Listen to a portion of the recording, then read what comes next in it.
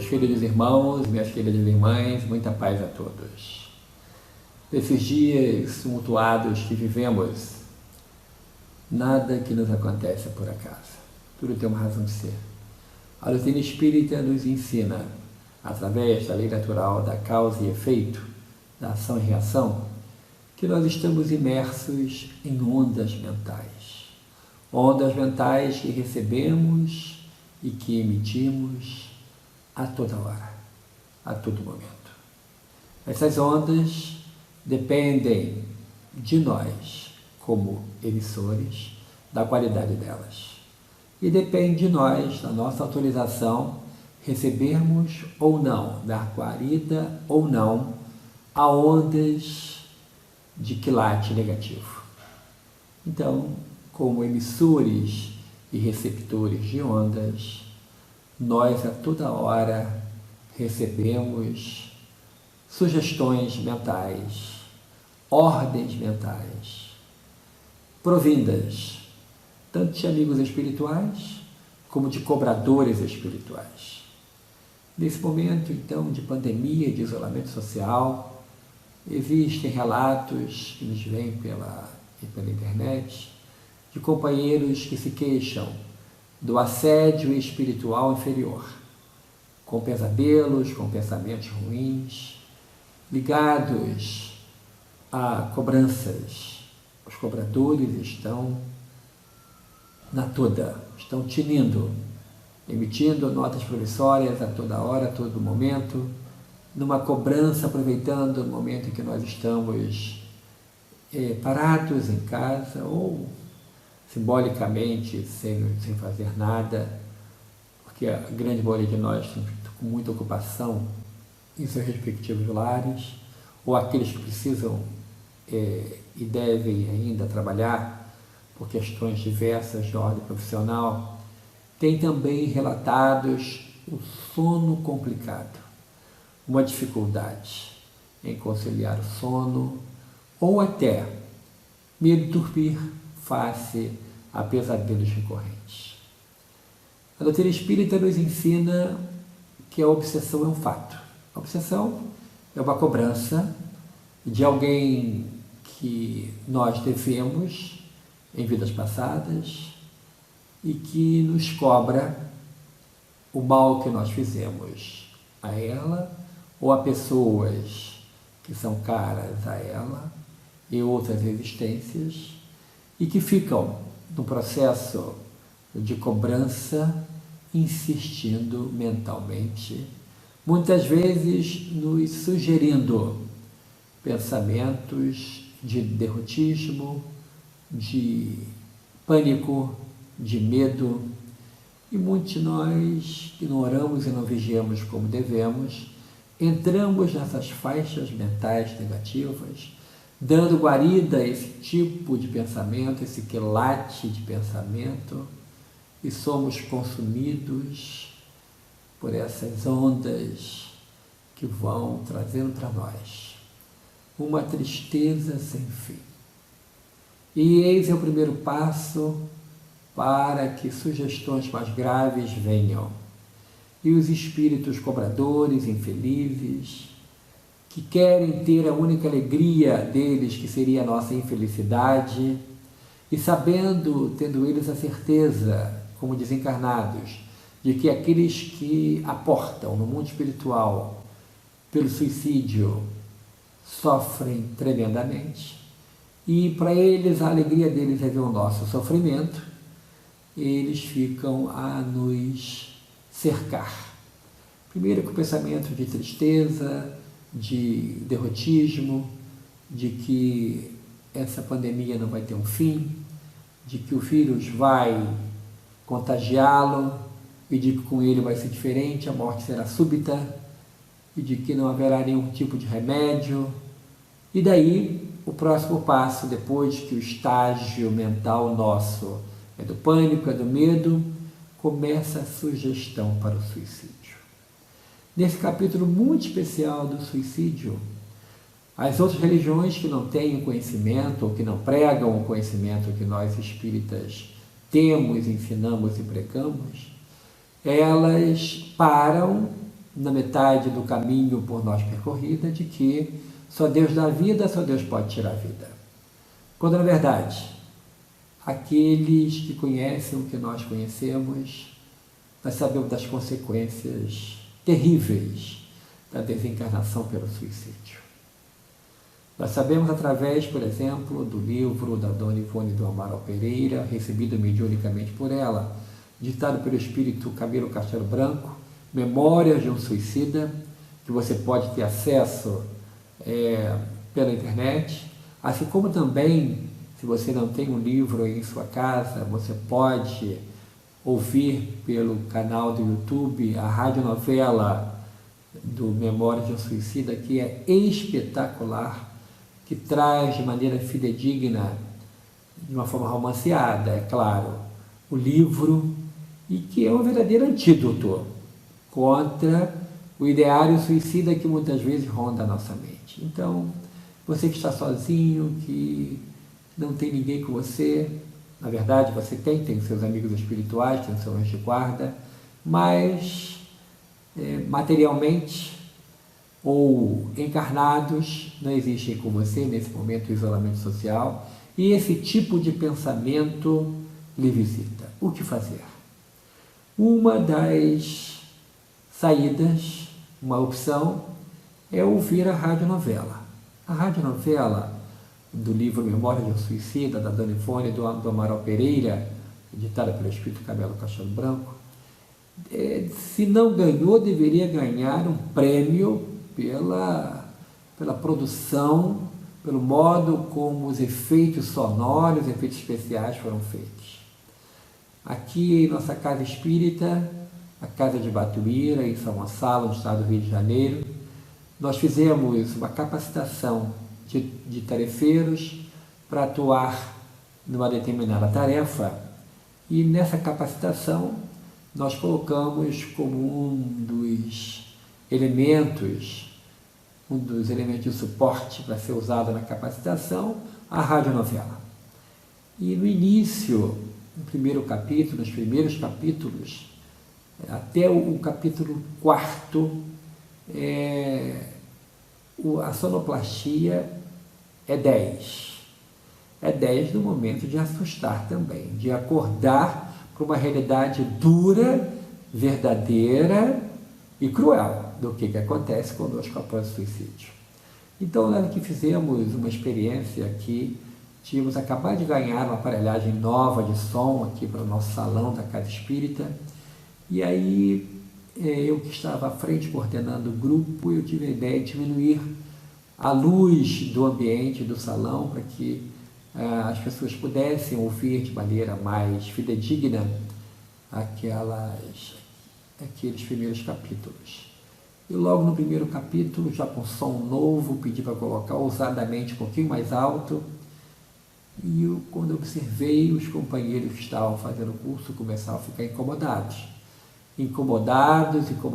porque logo no primeiro capítulo é uma gritaria de espíritos no Vale dos Suicidas, gritaria decorrente do pânico, do medo, do pavor pelo qual eles estão passando, das situações horríveis, terríveis que eles estão vivenciando ali, e aí eles passam por aquilo de uma maneira muito difícil, e a sonoplastia nos remete a um local de muita dor, e com a luz diminuída no salão.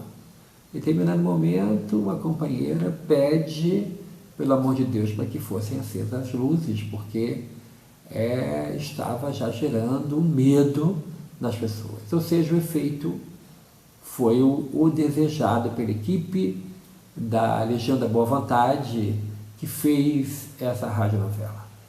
Foi algo espetacular.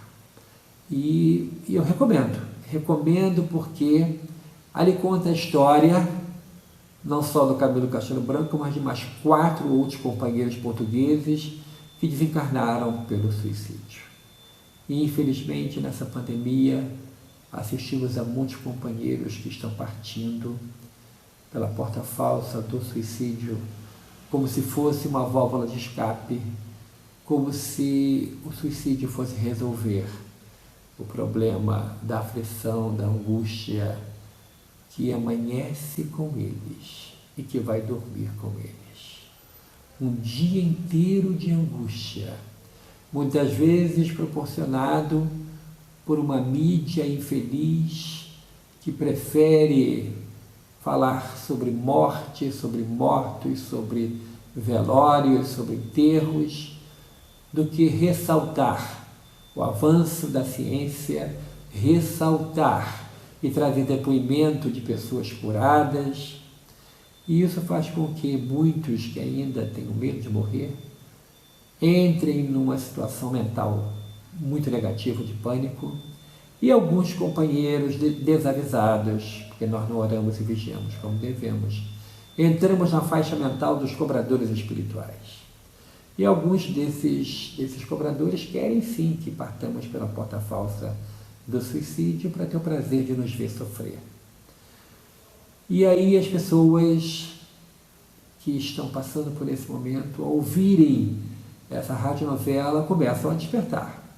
Começam a perceber, mesmo que fosse por hipótese, começam a descobrir que existe uma grande chance de ser tudo verdade aquilo que é narrado na radionovela.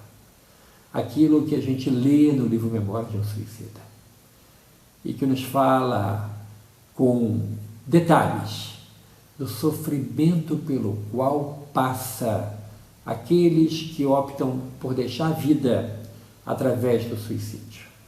Momentos de dor, momentos de total desespero, em que as pessoas que estão ali envolvidas nessa falsa saída, nessa falsa solução, pensando que vão acabar com tudo, acordam vivas.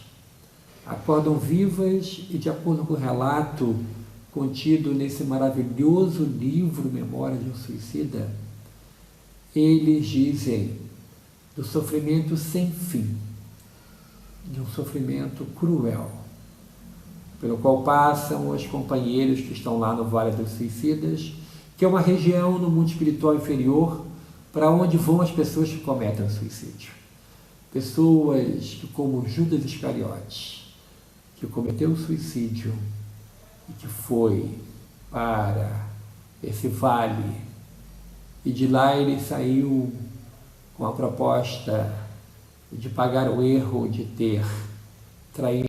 Segundo nos narra e nos ensina Humberto de Campos, Judas Iscariotes quitou a sua dívida mental da sua própria consciência, envergando um corpo feminino e capitaneando uma grande batalha, trazendo a França de volta para os franceses e morrendo na fogueira na cidade de Rouen, na França.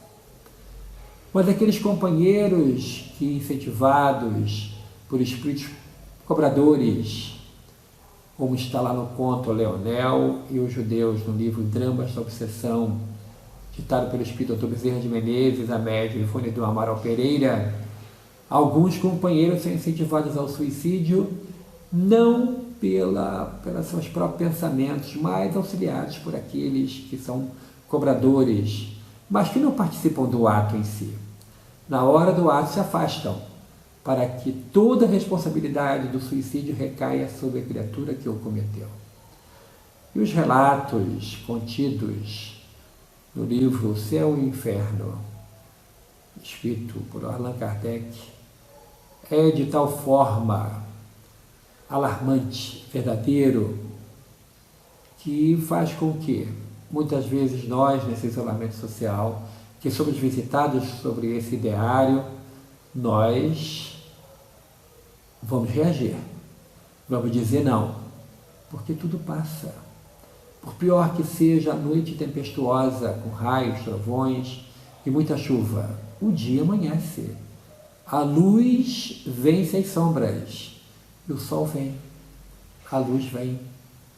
E nós devemos também acreditar de que o pior que seja a situação pela qual estejamos passando, a luz vem e vamos vencer.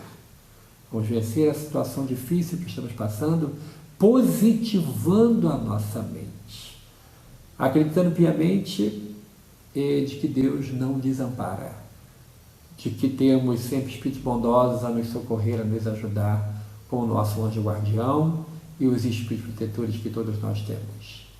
Então o suicídio não é saída para nada, muito pelo contrário, é entrada para uma situação de muita tristeza.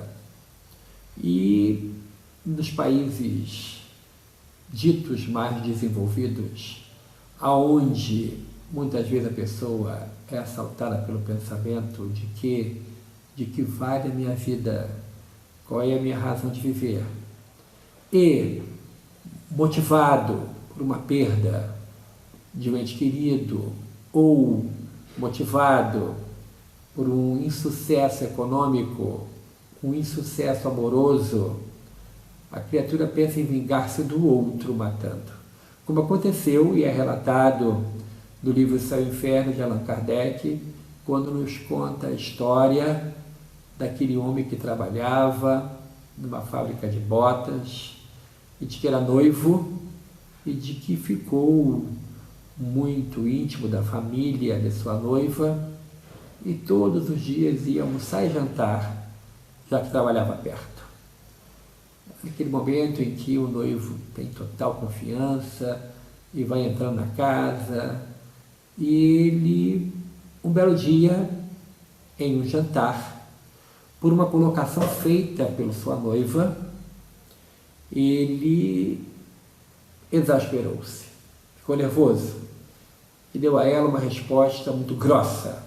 O pai e a mãe ficaram assustados, a mocinha ficou quieta e o noivo foi embora.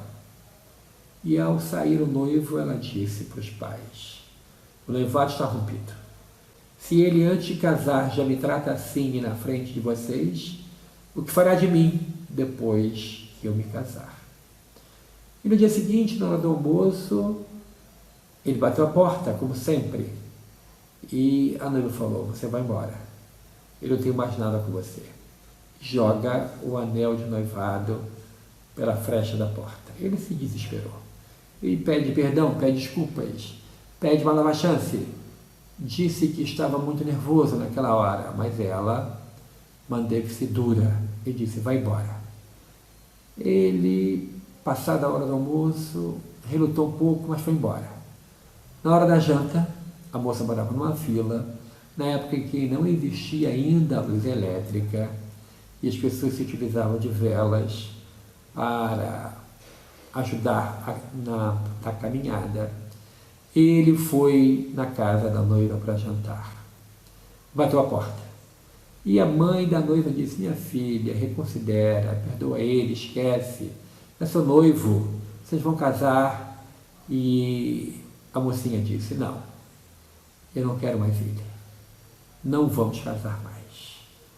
E foi à porta e o repreendeu severamente e mandou ele embora.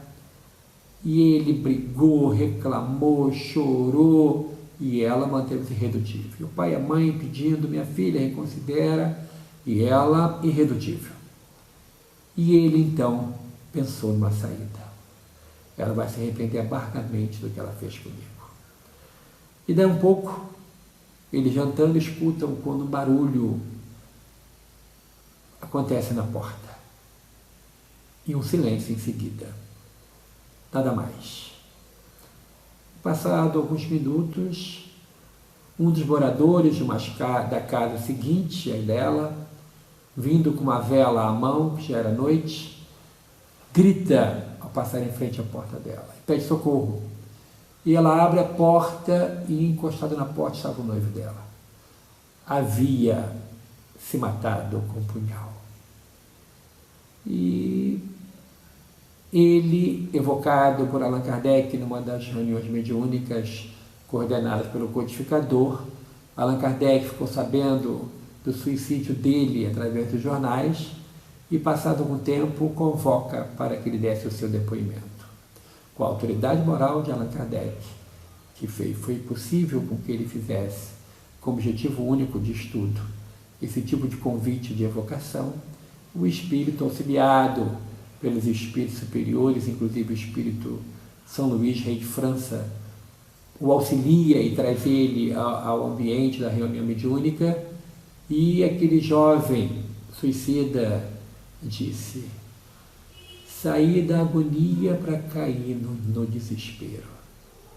Estou totalmente desesperado, porque a morte não existe. Encontrei-me vivo, total e completamente vivo. E traz seu relato de tristeza, de arrependimento pelo ato praticado.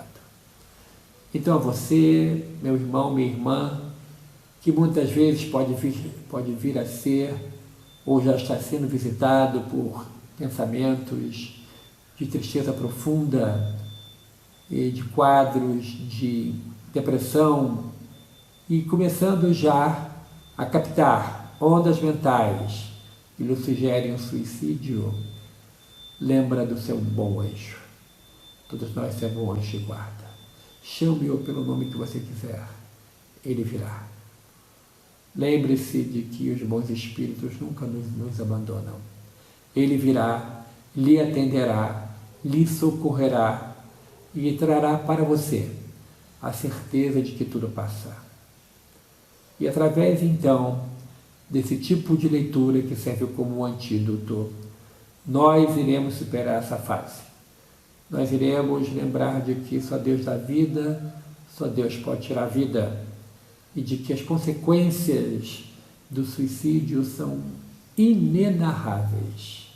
Porque o próprio Camilo Castelo Branco conta nesse livro de mais de 500 páginas que, por melhor que seja a língua portuguesa, por mais fiel aos sentimentos, não é possível traduzir por escrito o desespero pelo qual os suicidas acordam e passam por um período grandioso no mundo espiritual inferior, naquele local determinado como Vale 2 dos suicidas. Não é possível narrar a dor, o desespero, a tristeza. É algo cruel, inenarrável. Então, que possamos resistir, heróica e bravamente. E assim como o sol vem todo dia, vencendo as sombras da noite, a brandura da calmaria faz com que as ondas elevadas da tristeza cessem, os ventos de ruína cessem, e a certeza, como a aragem que vem a nós, nos beijando e nos dizendo: Deus é bom, a bondade de Deus é infinita e a misericórdia de Deus envolve a todos. Que possamos valorizar a vida e ter a certeza que a doutrina espírita nos traz de que nós vamos superar isso. Nós vamos conseguir passar e sairmos vitoriosos. Aproveitemos então esses dias de uma meditação forçada, de uma pausa forçada em nossa atividade, para valorizar mais a sua vida e cuidar de sua saúde mental. A leitura de livros espíritas, como o Evangelho segundo o Espiritismo, e aí temos no capítulo 6, um dos menores capítulos que tem, o Cristo Consolador, a certeza de que o Senhor Jesus nos diz: eu sou o médico das almas. Vinde a mim vós que sofreis e estáis sobrecarregados, e eu os aliviarei. Isso está no capítulo 6, o item 7, uma mensagem assinada pelo Espírito de Verdade. É um capítulo que nos traz a certeza de que o Cristo consola e de que a doutrina espírita, ela é essencialmente consoladora. Então, irmãos queridos, irmãs amadas, a porta do suicídio nunca deve ser experimentada. Balancemos a nossa cabeça, evitando esses pensamentos, e se eles insistirem, vamos ouvir, através do nosso celular, o Evangelho segundo o Espiritismo falado, e coloca no capítulo 6, de maneira muito especial, e você vai ouvir também ali o depoimento dos espíritos superiores dizendo: de que o Cristo consola, de que o Senhor Jesus é o grande médico que cuida de todos nós. Para finalizar, lembramos daqueles que passaram pela terra por provas tão difíceis. Superando-as, deixaram na terra um rastro de luz, como é o grande benfeitor dessa casa, a casa de Batuíra, o próprio Batuíra, que passou por situações tão difíceis no estado de São Paulo, perseguido por uma intolerância religiosa inconcebível nos dias de hoje, mais existente no finalzinho do século XIX, início do século XX. Ele que só fez o bem, ele que tinha o dom de curar através dos passes, ele que construiu diversas casas assistenciais, era perseguido de forma cruel por companheiras de outro credo, que não aceitavam a doutrina espírita, não aceitavam a liberdade religiosa, não aceitavam o espiritismo como manifestação de fé e o perseguiam implacavelmente. E ele respondia com obras. Respondia e muitas vezes assinando o editorial do jornal Verdade e Luz, que ele mesmo organizava e que chegou a impressionante tiragem de 5.000 exemplares em um período onde os jornais de grande circulação da cidade de São Paulo não ultrapassavam 2.000 exemplares. O jornal Verdade e Luz, ele assinava o editorial com a palavra ninguém. Ele era ninguém. Ou seja, revestia-se da couraça da caridade, combatia o bom combate e guardava fé.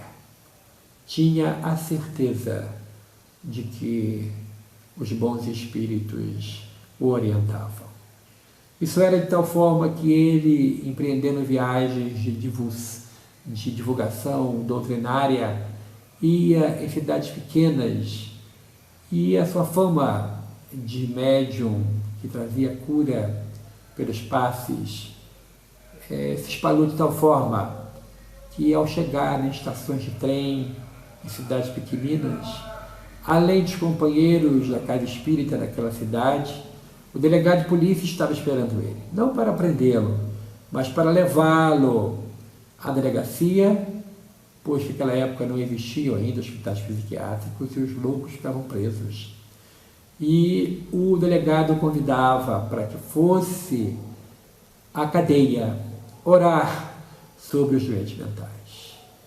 E ele, sabendo que a doença mental era produzida por uma influência espiritual, por um processo obsessivo, como nos ensina de forma magistral o querido benfeitor Dr. Bezerra de Menezes, no livro que ele escreveu ainda encarnado, A Loucura sobre o Novo Prisma, ali traz de forma especial o querido Batuíra, o exemplo de que a fé espírita resolve casos complicados. Entrava na cadeia e, impondo as suas mãos sobre a cabeça dos enfermos, ele os curava e livrava de obsessões cruéis. E o delegado de polícia ficava grato, porque era um caso a menos a ser resolvido.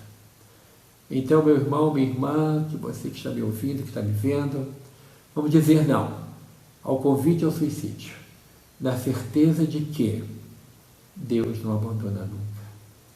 E se porventura essas nossas palavras tiverem sido ouvidas também por companheiros desencarnados que foram para o mundo espiritual pela porta falsa do suicídio, acreditem que a misericórdia de Deus é infinita. E assim como chegou o momento do socorro para Camilo Castelo Branco e seus 4 amigos portugueses, que depois de pagarem pelo erro praticado e terem ficado alguns anos sofrendo no Vale dos Suicidas, o socorro chegou e foram para o refazimento, para o planejamento do futuro, foram para a Colônia Maria de Nazaré. Então, ao contrário de outras concepções religiosas, a doutrina espírita explica que depois de carpido pelo erro praticado, o socorro vem e nós seremos socorridos. E aqueles que partiram pela porta falsa do suicídio, a eles será dada uma nova oportunidade reencarnatória para reparar pelo erro praticado. Saúde e paz para todos, que possamos vencer a nós mesmos, continuarmos firmes, porque Deus não dá fardo mais pesado que aquele que a gente possa carregar. Muita paz a todos, o nosso abraço querido.